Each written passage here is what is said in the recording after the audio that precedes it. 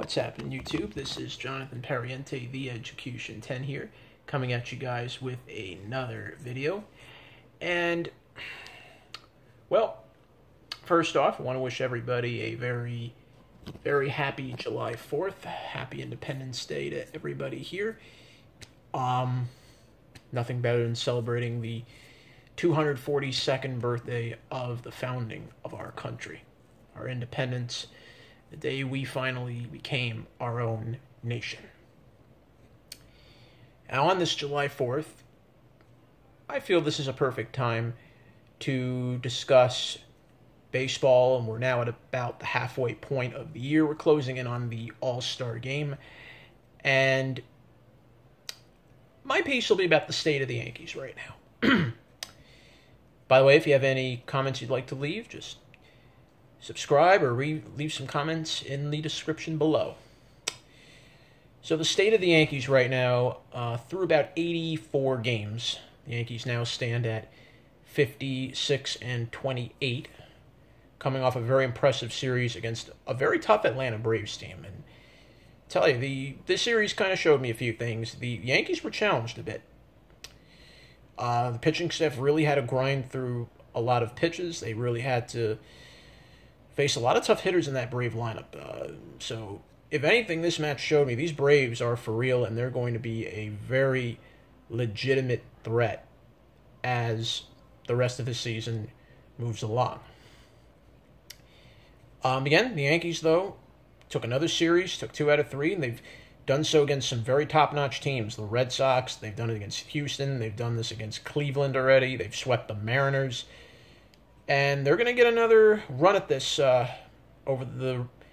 over the upcoming road trip. They'll have a day off tomorrow. Then they finish out the first half before the All-Star break on an 11-game road trip, concluding with a 4-game set in Cleveland. So, looking at the Yankees right now, and I first have to give Aaron Boone a lot of credit. This is a guy that had never managed before. He was coming off from doing broadcasting for ESPN. I get it. He's a former player, great generation of players in his family. Aaron Boone, Bob Boone, Ray Boone, and obviously himself. And, you didn't know what the expectations, what expectations you were going to have of Boone. I wasn't sure about the hiring at first, and I was a little skeptical, but here's where I have to differentiate Boone from Joe Girardi, and I think everybody's going to have their own opinion about it. Boone doesn't go to a binder like Girardi did. Boone has trust in his guys, trusts his youngsters, he's not afraid to play them. Where Girardi was a guy that liked to run out the veterans all the time, and he was cautious of the young guys. Girardi was never that guy that liked to pull the trigger. Like, as a fan, you were always screaming why Girardi isn't putting the youngsters in a little more. Why does he always have to micromanage his bullpen? Why does he have to sit a guy down when he was hitting good? Or why isn't he sitting this guy down because he's in a cold streak, he's in a slump? Aaron Boone is a realist. He's a guy that's really Boone's a guy that's not afraid to take things on the chin. Something I feel Joe Girardi clearly was not. It always seemed like Girardi didn't like to hear sometimes criticism about how he was managing. And, Boone made a mistake. He's not afraid to say it. Boone's made some ballsy moves as a manager already. He made a ballsy move the other night. He went to Chasen Shreve, who's been terrible all year, and he got 2 big outs. He decided pretty much once Gleyber Torres, Miguel Andujar got called up, and how they were hitting, he's kept them in at third base and at second base. Boy, look what that's done to the Yanks. They've never looked back since. So, for the Yankees right now, while they sit a game behind Boston, final 11 games before the All-Star break, and we're right around the corner from the trade deadline, some questions now have to arise for the Yanks, and they still have a few glaring spots that need to be straightened out. Bullpen is not really a problem, aside from Jason Shreve. He's kind of a up and down. You know, the Yankees have maintained the good bullpen they had from the second half of last year, with David Robertson, with Adam Warren, with Betances, with Chapman. Jonathan Holder's emerged as a very valuable piece, and then you have A.J. Cole now. So you have very good arms down there, and you love the arms that you have. So the bullpen's not an issue. The lineup, the lineup was never in too much question. You weren't sure maybe how Giancarlo Stanton was going to kind of adjust first year as a Yankee, but he's hitting now. He's been heating up like the Giancarlo Stanton we know. Aaron Judge continues to be Aaron Judge.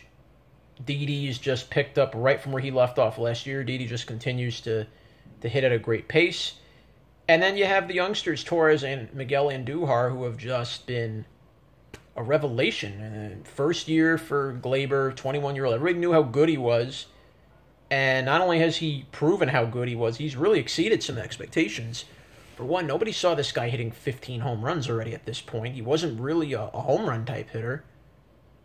But he's proven otherwise, and he's hitting over just a shade under 300. Now, the only little tough break is now he landed on the DL for a hip strain, likely to keep him out until the All-Star break. The only one who really who's just not been quite getting there yet, has been Gary Sanchez. But he's currently on the DL. He's due to come back after the All-Star break, and I feel Gary Sanchez will come back to being the Gary Sanchez we've known and loved in the short time he's been here. So, Gary will be back behind the plate, and I think in the Yankees lineup, you kind of really can see it a little bit. It may not be evident yet, but I think it is getting there how important Gary Sanchez's bat is. Because now it just kind of throws the whole lineup a little off. Glaber was batting 9th, Andujar was batting 8th. Now, Torres is good batting 5 and 6. I have no problem with that. But, you just feel like you're missing something with Gary Sanchez not there. So, the lineup will work itself out. The Yankees are just going to have to kind of tread water for these final 11 games before the break, and this is a big road trip coming up. But the real issue the Yankees, I think, still have, and it's been very evident, starting pitching. Now, there's going to be a few names available at the trade deadline. A Cole Hamels, a J.A. Happ, Jacob deGrom. A couple of bullpen guys are out there. The problem, though, here is this. Who the Yankees would give up to get one of these arms that they really need in the rotation that could really get them over that hump, maybe to overtake the Red Sox. And if you look at every possible outcome of a trade, if the Yankees were to get deGrom, if they were to get Hamels, if they were to get J.A. Happ, the most of this would involve them having to deal either Torres or Andujar, or maybe Clint Frazier. And obviously, Torres and Andujar aren't going anywhere. The Yankees are in no way going to part with them. Unless the Yankees could come up with a small package that maybe could include Clint Frazier, perhaps. Maybe one of their... It may cost them one prospect or two, maybe Justice Sheffield. Maybe the Yankees will go down that avenue. But they're going to need something in that rotation to fix things here, to fix things up. Because right now, from what we've seen, Sonny Gray has not panned out the way the Yankees want. He just cannot pitch at Yankee Stadium. And I heard a stat about it the other day. I listen to the games on the radio quite often. Sonny Gray, if not, has the highest ERA at Yankee Stadium of any Yankees pitcher in history. ERA well over 7. So it was almost like a version 2 of Carl Pavano, which he pretty much, I think, has proven that he is, and that's not going to cut it. So you have to ask yourself, when does Sonny Gray fall out of the rotation and who the Yankees are possibly going to put in there, and will this be where possibly a fifth starter can go? Domingo Germán has tried his best. I'm not saying Germán doesn't have a future as a starter. Just this year is not the time for him yet. He's still figuring it out. And, it was a tough break when Jordan Montgomery went down. Otherwise, maybe the Yankees wouldn't even need to be looking for a starter right now. But, Montgomery had season-ending surgery, Tommy John. Nothing you can do about that. It happens.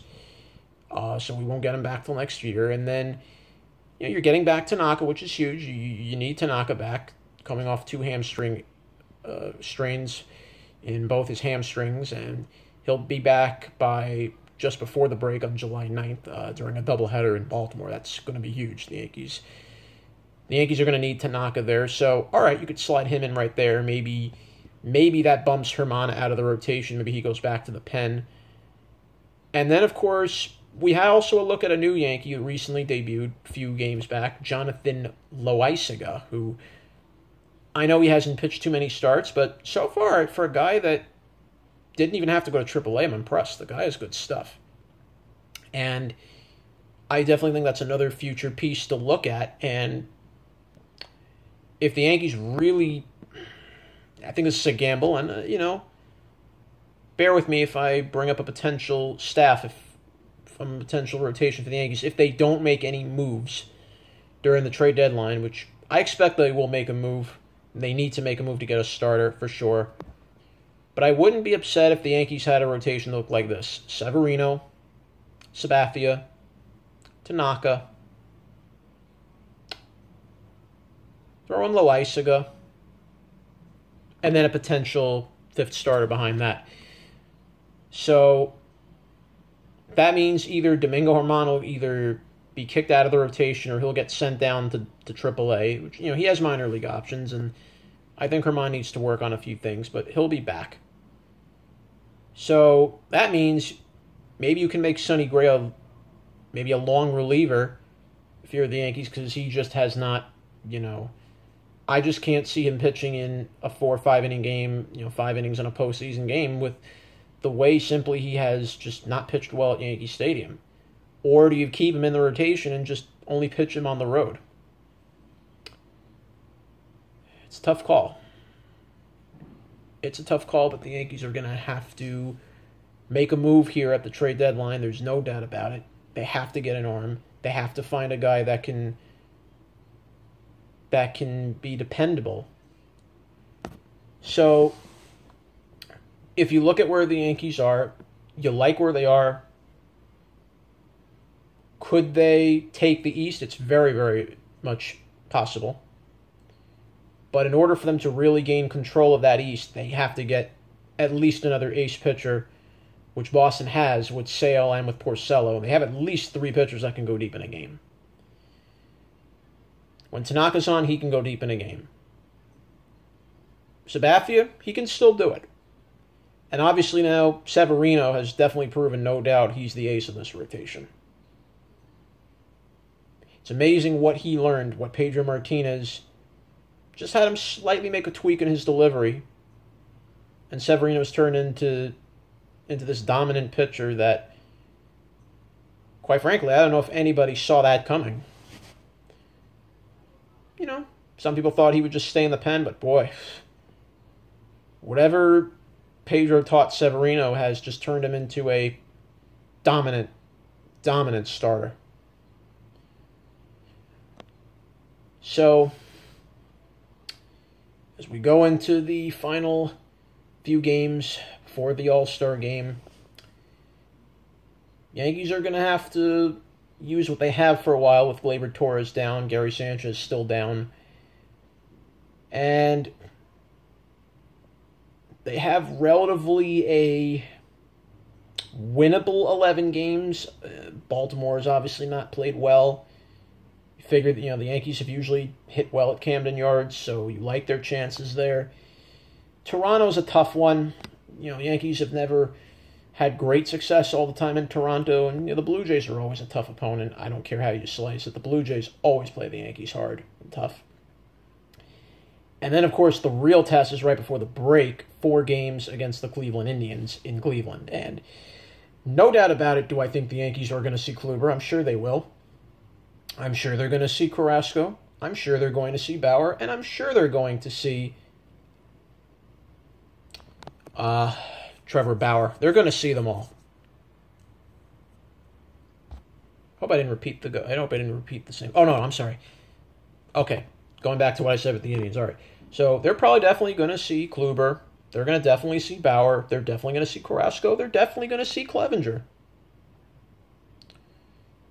So this is a critical 11 games for the Yankees coming up before the break.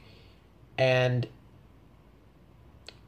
where they're going to be headed from this point at the trade deadline, and what are they going to really do at the trade deadline? Because they know they need a starter. Cashman's been talking about it. Now, if I was making a little deal, if I tried to not include any of my big prospects, maybe the Yankees could package a deal together. Maybe you send Neil Walker in a trade. Maybe you give up Tyler Austin. Maybe you're willing to move maybe the best thing I would move is maybe Clint Frazier. If you can include Clint Frazier with Tyler Austin, with Neil Walker, give up a couple of dead weight pieces that you really don't need. Maybe give up Chase and Shreve if that was even possible. You give up 4 of those guys to get J.A. Happ. I know it's not a realistic move, but the Yankees aren't really giving up too much, and they still have a lot of prospects they can develop in the minors. So I think if you're the Yankees, you just kind of got to feel things out, and